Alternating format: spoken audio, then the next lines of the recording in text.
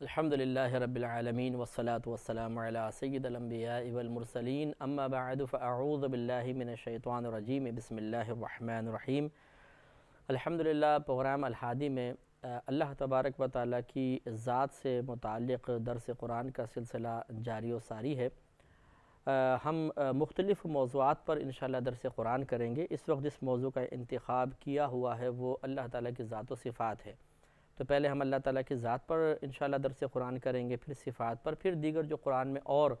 موضوعات پر مختلف انداز سے کلام کیا گیا ہے ان کو بھی انشاءاللہ زیر بحث لایا جائے گا۔ اللہ تبارک و تعالیٰ کی ذات کے سلسلے میں جس پہلو پر ہم ابھی درس قرآن کر رہے ہیں وہ اس کی موجودگی ہے کہ اللہ تبارک و تعالیٰ یقیناً موجود ہے اور اس کائنات میں تصرف بھی فرما رہا ہے، اور اس موجودگی کا احساس کرنے کے لیے اللہ تبارک و تعالیٰ نے قرآن پاک میں جا بجا مختلف چیزوں کا بیان کر کے ان پہ غور و تفکر کی دعوت دی ہے، اور جس قوم کو غور و تفکر کی دعوت دی ہے کہیں اس کو یؤمنون سے تعبیر فرمایا، کہیں یتفکرون سے تعبیر کیا، کہیں یفقہون سے تعبیر کیا ہے، یعنی کبھی ان کو مومن قرار دیا، کبھی سمجھدار قوم، کبھی تفکر کرنے والی قوم، یعنی اچھے القابات سے ان کو نوازا ہے، جس سے ثابت ہوتا ہے کہ اللہ تبارک و تعالیٰ کی ذات پر، اس کی قدرت پر، موجود کائنات میں دلائل پر غور و تفکر کرنے والا یقیناً اللہ کو بہت پیارا ہے، اور اللہ تبارک و تعالیٰ اسے اپنی بارگاہ میں دوسروں کے مقابلے میں زیادہ مقام و مرتبہ عطا فرماتا ہے، اس سے محبت رکھتا ہے۔ سورہ روم کی آیت نمبر 19 اور 20 چل رہی تھی، اس میں اللہ تعالیٰ نے پہلے ارشاد فرمایا یخرج الحی من المیت و یخرج المیت من الحی، کہ وہ نکالتا ہے وہ زندہ سے مردہ کو اور نکالتا ہے مردہ کو زندہ سے۔ تو اس پر ہم نے کلام کر چکے ہیں، جیسے مثال کے طور پہ مرغی زندہ ہے، اس سے بے جان انڈا نکلتا ہے، اور پھر بے جان انڈے سے ایک زندگی نمودار ہوتی ہے، یعنی چوزہ نکلتا ہے، یا دیگر جانوروں کے جو انڈوں سے بچے نکلتے ہیں، تو وہ اس کی ایک عظیم مثال ہے۔ اور اس میں بھی بڑی نشانی ہے اگر آپ غور و تفکر فرمائیں کہ ایک انڈا، دیکھیں ایک تو ہے انسان کہ ماں کے رحم میں ایک بچہ ہے، تو چلیں انسان بھی جاندار، اور اس جاندار کے اندر ایک نظام ہے جس سے ایک جاندار مزید پیدا ہو رہا ہے، لیکن انڈا ایک مردہ چیز ہے، یعنی اس میں کوئی زندگی کی رمق تو نہیں ہے۔ اگر آپ اس کو توڑتے ہیں تو اس میں زردی نظر آتی ہے یا سفیدی نظر آتی ہے، لیکن اللہ تبارک و تعالیٰ کی عظیم قدرت دیکھیے کہ اس میں بھی اللہ تبارک و تعالیٰ ایک زندگی پیدا کرنے والی صلاحیت اس نے رکھی ہے، یا یہ کہہ لیں کہ زندگی تو اللہ ہی یقیناً دیتا ہے، لیکن اللہ تعالیٰ نے اس کو بھی ایک وسیلہ بنا دیا ہے کہ اس میں موجود مواد آہستہ آہستہ جمتا ہے، اور جمنے کے بعد ایک بہترین اور خوبصورت شکل میں بدل جاتا ہے۔ اور پھر اگر آپ نے کبھی کبوتر کے بچے دیکھے ہوں یا مرغی کا چوزہ خاص طور پہ اگر آپ نے دیکھا ہو، کبھی آپ کو موقع ملا ہو، آپ نے پالے ہوں، کہ مرغی جب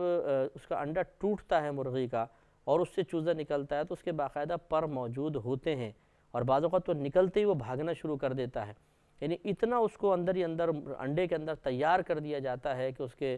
پر بھی بن جاتے ہیں، نظام ہضم بن جاتا ہے، آنکھیں بن جاتی ہیں، چونچ، ناک، سب کچھ بن چکا ہوتا ہے۔ انڈا ٹوٹتا ہے اور وہ باہر نکلتا ہے، تھوڑی دیر بس ہوا لگی، اس کے بعد وہ مرغی کے پیچھے پیچھے بھاگنا شروع کر دیتا ہے۔ تو ایک بے جان انڈے میں سے اس طرح جاندار چیز کا نکالنا، کیا یہ بہت زیادہ حیرت انگیز نہیں ہے؟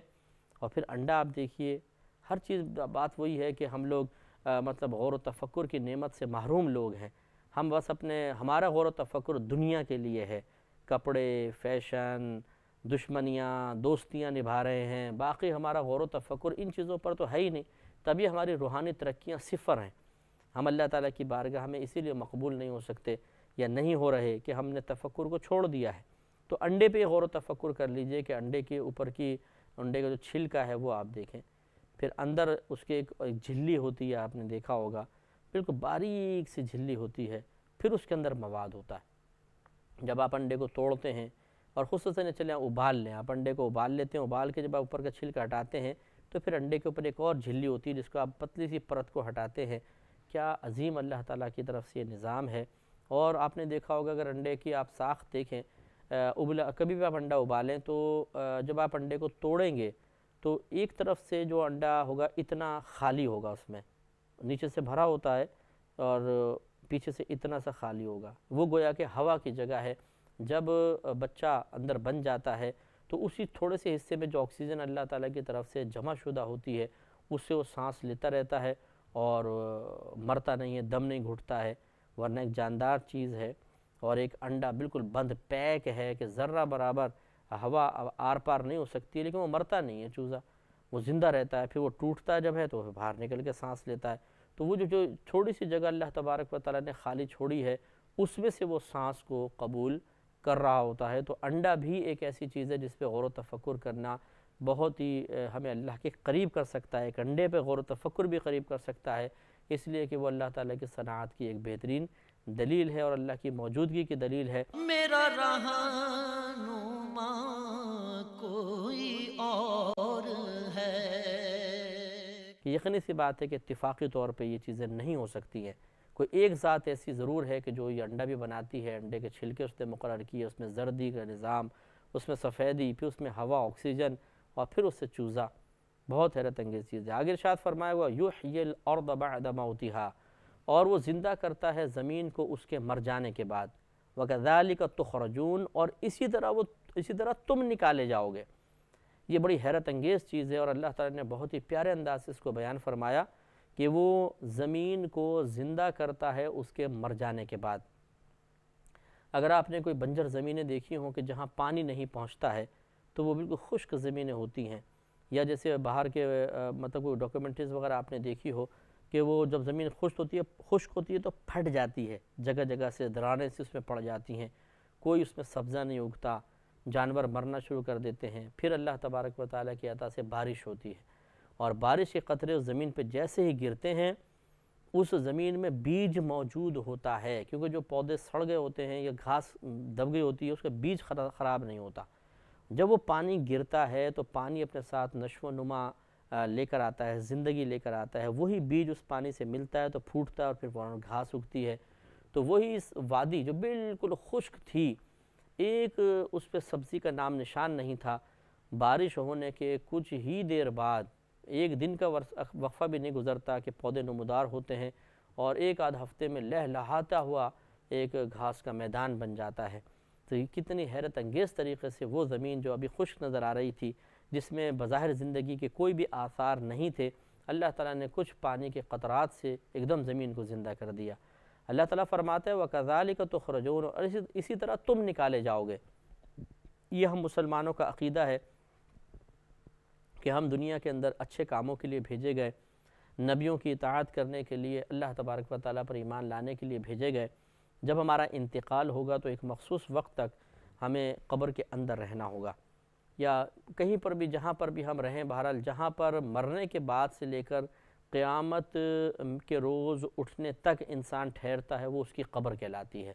ویسے تو ہمیں گڑھے کو قبر کہتے ہیں، لیکن حقیقتاً قبر یہ گڑھا نہیں ہے، بلکہ قبر سے مراد وہ مقام ہے کہ انسان مرنے کے بعد سے لے کر قیامت میں اٹھنے تک جس مقام پہ رہے گا وہ قبر ہے۔ مثلا اگر کوئی دریا میں فوت ہو گیا، سمندر میں، اس کی لاش کو سمندر میں پھینک دیا گیا تو اس کا سمندر ہی اس کی قبر ہے، یہ سمجھ لیں۔ اسی طرح اگر کوئی مٹی میں دبا دیا گیا، مٹی اس کی قبر بن جاتی ہے، اور جسے گڑھوں میں دباتے ہیں تو اس کو عرفاً بھی قبر کہتے ہیں اور حقیقتاً بھی وہ قبر ہے۔ اس کے بعد پھر اللہ تعالیٰ کی طرف سے ہمیں ایک مطلب فرشتہ ہوگا جس کے منہ میں ایک سینگ کی طرح ہے، ایک اس کو کہتے ہیں سور کہتے ہیں، پیچھے سے پتلا ہے آگے سے چوڑا ہے، اس میں پھونک مارے گا زور سے، اس کو سور پھونکنا کہتے ہیں۔ پہلی مرتبہ جب مارے گا تو ساری دنیا کے لوگ ہلاک ہو جائیں گے، اس وقت جتنے موجود ہوں گے، اور کائنات تباہ ہو جائے گی۔ اس کے بعد 40 دن یا 40 سال، مختلف روایت ہے، اور 40 سال کا وقفہ زیادہ مستند روایت ہے کہ 40 سال کا وقفہ ہوگا۔ اس کے بعد پھر وہ پھونک مارے گا تو دوبارہ اب زندگی وجود میں آئے گی اور لوگ اپنے اپنی قبور سے باہر آئیں گے۔ تو وہ لوگ جو پہلے مٹی بن گئے تھے، یعنی لاشیں گل گئیں، سڑ گئیں، ہڈیاں ملیں گی، پھر گوشت اس پہ چڑھے گا اور بالکل جیتا جاگتا انسان کھڑا ہو جائے گا، پھر وہ اللہ تعالیٰ کی بارگاہ میں پہنچ جائے گا۔ تو یہ ہم مسلمانوں کے لیے کوئی حیرت انگیز چیز نہیں ہے، اور نہ یہ کوئی قابل انکار چیز ہے کہ ہم اس کا انکار کریں کہ جی یہ کیسے ہو سکتا ہے کہ ایسا ہو۔ اللہ تبارک و تعالیٰ نے کائنات میں اتنے دلائل قائم فرما دیے کہ ان دلائل قدرت پر غور و تفکر کرنے کے بعد آخرت میں اٹھنے کا یقین حاصل کرنا کوئی تعجب کی بات نہیں ہے۔ اسی کی تمہیدیں اللہ تعالیٰ دیکھیں باندھ رہا ہے کہ انڈے سے چوزا نکل آیا، انڈے میں جو چیز تھی وہ بھی تو بے جان تھی، کیا اس میں چوزے کی کوئی عکس تھا، چوزے کی کوئی تصویر تھی، چوزے کا کوئی جسم تھا؟ نہیں، چوزا بن گیا، باہر نکل آیا۔ تو قبر کے اندر اگر ہم گئے ہیں تو پہلے تو ہمارا ایک جسم تھا، پوری صورت تھی، شکل تھی، اب وہ بگڑ گئی ہے نا۔ بگڑے ہوئے کو بنانا یہ تو بہت ہی آسان ہے، اور ایک ہے کہ ایک الگ شکل، الگ چیز ہے بالکل، اس سے ایک نئی چیز کو مارز وجود میں آنا، یہ ہے زیادہ مشکل اگر آپ دیکھا جائے۔ تو جو اللہ تعالیٰ ایک انڈے کی زردی اور اس کی سفیدی سے ایک چوزا بنا رہا ہے جیتا جاگتا، وہ اس کے لیے کوئی مشکل نہیں، تو بتائیے کہ پھر زمین سے ہم لوگوں کو اٹھانا جو پہلے سے ہی بنے ہوئے تھے، خالی بگڑیں گے نا زمین میں جا کر، اللہ تعالیٰ کے لیے کیا مشکل ہو سکتا ہے؟ اس کی وہ خبر دے رہا ہے کہ وہ اس طرح کرے گا، وَكَذَلِكَ تُخْرَجُونَ، اسی طرح تم نکالے جاؤ گے۔ اور پھر یاد رکھیے کہ اللہ تبارک و تعالیٰ جب ہمیں وہاں سے باہر نکالے گا تو ہم اسی طرح کے انسان ہوں گے جیتے جاگتے جیسے پہلے تھے، اور یہ بڑا حیرت انگیز طور پہ ہوگا نکالنا کہ انسان جب مرتا ہے تو کیڑے مکوڑے اس کو کھا جاتے ہیں، ہر ایک کو نہیں کھاتے جس کو اللہ تعالیٰ محفوظ رکھنا چاہے، لیکن بہرحال جو عام قسم کے لوگ ہوتے ہیں کیڑے مکوڑے کھا گئے۔ اب مثال کے طور پہ چیونٹیاں چپٹ گئیں، یا چیونٹے تھے، انہوں نے جسم سے گوشت لیا، 1,00,000 چیونٹیوں نے گوشت کھایا تو 1,00,000 کے جسم میں وہ گوشت داخل ہوا، اور 1,00,000 چیونٹیوں کے جسم کا ایک جزو حصہ بن گیا، لازم بات ہے کہ وہ ہضم کریں گی، حصہ بن گیا۔ لیکن بروز قیامت جب اللہ تعالیٰ اٹھائے گا تو انسان وہی جیتا جاگتا اٹھے گا، تو وہ سب چیزیں کیسے سمٹیں گی، کیسے واپس آئیں گی، یہ کوئی تعجب کی بات نہیں۔ اگر وہ کائنات میں موجود دلائل پر غور و تفکر کر لے تو اللہ تبارک و تعالیٰ نے کائنات میں ایسی دلیلیں قائم کی ہیں کہ اس نے اس سے کہیں زیادہ حیرت انگیز معاملات کو پیدا فرمایا ہے کہ ان پہ غور و تفکر کرنے کے بعد اس کے تمام سوالات کے جوابات بالکل آسانی سے انسان حاصل کر سکتا ہے۔ جیسے یہاں پر بھی نظیر پیش کی کہ وَيُحْيِي الْأَرْضَ بَعْدَ مَوْتِهَا، کہ اس نے زمین کے مردہ ہو جانے کے بعد اس کو زندگی بخشی، تو یہ کیسے ہو جاتا ہے؟ سوچئے، یہ بھی تو وہ رب ہی کر رہا ہے۔ میرا رہنما کوئی اور ہے۔ تو اس کے لیے پھر انسانوں کو زندہ کرنا، دوبارہ اٹھانا کیا مشکل ہو سکتا ہے؟ وہ بالکل وہ سب کام کر سکتا ہے۔ تو اس لیے جو اتنی ہم باتیں کر رہے ہیں، ان تمام چیزوں پہ غور و تفکر کر کے جب اللہ تعالیٰ کی قدرت کا عظیم یقین حاصل ہو جائے گا تو اس بات کی یقین کرنے میں کوئی تعجب نہیں رہے گا، کوئی تذبذب نہیں رہے گا کہ بروز قیامت بھی اللہ تعالیٰ ہمیں اٹھا سکتا ہے، اور جب وہ خبر دے رہا ہے کہ وہ اٹھائے گا تو وہ ضرور اٹھائے گا، اور اس کے اوپر یقین رکھنا ایک مسلمان کے لیے کوئی تعجب خیز چیز نہیں ہے۔ آگے ارشاد فرمائے وَمِنْ آیَاتِهِ أَنْ خَلَقَكُم مِّن تُرَابٍ، اور اللہ تبارک و تعالیٰ کی عظیم نشانیوں میں سے یہ ہے کہ اس نے تمہیں مٹی سے پیدا کیا، ثُمَّ إِذَا أَنْتُمْ بَشَرٌ تَنْتَشِرُونَ، پھر اس کے بعد تم ایسے انسان بن گئے جو زمین کے اندر پھیلتے چلے گئے۔ تو یہ اللہ تعالیٰ فرماتا ہے اس میں بھی ہماری ایک نشانی ہے کہ ہم نے تمہیں مٹی سے پیدا کیا، جیسے اس پہ کلام ہوا تھا پچھلے پروگرام میں کہ اللہ تبارک و تعالیٰ نے آدم علیہ السلام کو اولاً مٹی سے پیدا کیا تھا۔ بہت حیرت انگیز ہے، لیکن ہمارے لیے انکار کی کوئی گنجائش نہیں ہے۔ الحمدللہ مومن ہے، مسلمان ہے، ہمارا بالکل ایمان ہے، اور ہماری عقلیں اس کو عقل کے لحاظ سے بھی ہم تسلیم کر رہے ہیں۔ یہ نہیں کہ عقل انکار کر رہی ہے اور ہم کہتے ہیں جی کیا کریں، اب اللہ نے فرمایا تو مان ہی لیتے ہیں۔ عقل بھی انکار نہیں کر رہی، اس لیے انکار نہیں کر رہی کہ ہمارے رب نے اس کائنات میں اتنی دلیلیں قائم کر دیں کہ ان پہ غور و تفکر کرنے کے بعد اب ہمیں ایک مٹی سے جیتا جاگتا انسان پیدا کرنا کوئی ناقابل اعتبار، ناقابل یقین چیز نہیں لگتی ہے، بلکہ ہم کہتے ہیں بالکل ہمارا رب اس پر بھی قدرت رکھتا ہے، اور جو ہمارے رب نے بیان فرمایا وہ حق اور سچ ہے۔ چنانچہ یہ بڑی حیرت انگیز چیز تھی، اللہ نے اس کو اپنی نشانی قرار دیا کہ مٹی سے انسان کو بنا دینا۔ ایک تو ہے کہ ایسا میٹیریل ہو کہ جس سے مثلا جیسے انڈا اور زردئی ہے کہ انڈے اور زردئی یہ مرغی سے ہی آیا، پھر اس سے ایک چوزا بن گیا، لیکن مٹی بالکل الگ چیز، پھر گوشت پوشت بالکل الگ چیز۔ اللہ تعالیٰ ہر چیز پہ قدرت رکھتا ہے، اس نے انسان کو مٹی سے پیدا کیا اور فرمایا کہ اس میں تمہارے لیے نشانیاں ہیں۔ سورہ روم کی آیت نمبر 21 یعنی اگلی آیت میں ہی اللہ تعالیٰ نے مزید ارشاد فرمایا وَمِنْ آیَاتِهِ، اور اس کی نشانیوں میں سے ان خلق لکم من انفسکم، یہ بھی ہے کہ اس نے تمہیں تمہیں میں سے پیدا کیا، خلق لکم من انفسکم کہ پیدا کیا اس نے تمہارے لیے تمہیں میں سے ازواجن جوڑوں کو، مرد عورت کو پیدا کیا، لتسکنوا الیہا تاکہ تم سکون حاصل کرو اس سے، وجعل بینکم مودۃ ورحمہ، مودۃ ورحمہ، اور بنایا اس نے تمہارے درمیان محبت کو اور رحمت کو، ان فی ذالک لآیات لقوم یتفکرون، بے شک ضرور اس میں نشانیاں ہیں ایسی قوم کے لیے جو غور و تفکر کرتی ہے۔ تو اللہ تعالیٰ نے بیان فرمایا کہ ہم نے تمہیں میں سے تمہارے لیے ایک جوڑا پیدا کیا۔ تو دیکھیں لڑکا لڑکی یہ انسانوں سے ہی پیدا ہوتے ہیں، اور پھر اللہ نے فرمایا تاکہ تم ان سے سکون حاصل کرو، تو مرد عورت سے، عورت مرد سے سکون حاصل کرتا ہے۔ فرق اس میں یہ ہے کہ ہمارے مذہب اسلام میں اس سکون کو حاصل کرنے کے کچھ قواعد ہیں، کچھ ضوابط ہیں، کچھ شرائط ہیں۔ ہر مرد ہر عورت سے سکون حاصل نہیں کر سکتا۔ ہمارے ہاں دو جائز طریقے ہیں، ایک آقا اور کنیز کا تعلق جو اب ختم ہو گیا، اب لونڈی کنیزیں ہیں نہیں، اور ان کا تصور یہ تھا کہ پہلے دور میں جب مسلمان کفار پہ حملہ کرتے تھے تو جنگ کے بعد جتنی عورتیں قیدی بن کر آتی تھیں وہ کنیزیں کہلاتی تھیں، اور انہیں مسلمانوں میں تقسیم کر دیا جاتا تھا، جو مال غنیمت تھا وہ تقسیم کر دیا جاتا تھا، اور جس کے قبضے میں وہ لونڈی آتی تھی وہ اس کا آقا کہلاتا تھا۔ اور ہمارے ہاں شرعی لحاظ سے قرآن و حدیث کے حکم کے مطابق لونڈی سے آقا کا نکاح نہیں ہو سکتا، بغیر نکاح کے صرف اس کے قبضے میں آنے سے ہی آقا کو اس سے تعلق قائم کرنے کی اجازت مل جاتی تھی، اور اس لونڈی سے جو بچہ پیدا ہوتا تھا، لیکن یہ ضرور تھا کہ وہ آقا سے نسب تو ثابت ہوگا لیکن وہ بچہ غلام کہلاتا تھا، وہ غلام ہوتا تھا، سمجھ لیں، یعنی غلام کی